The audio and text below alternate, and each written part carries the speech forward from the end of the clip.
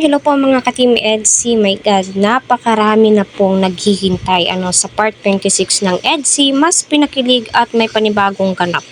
Mas pinaghandaan. So alam naman po natin napakarami po ng KRT Boys, Kalingap Scouters, grabe po yung effort po nila para kay Edo at kay VNC, especially si Kalingap Rob.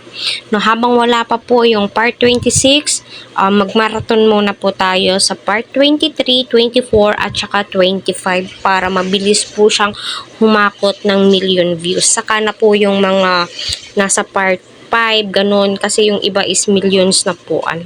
Doon muna tayo sa mga bagong upload ni Kalingap Rob.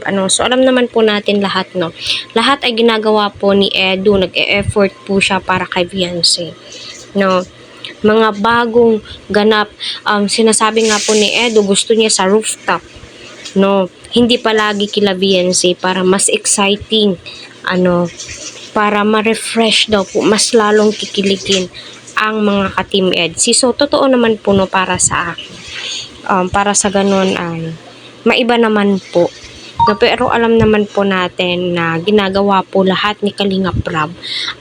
Yung tinitignan pa po kasi nila dito, yung comfortable si VNC, yung comfort zone niya po.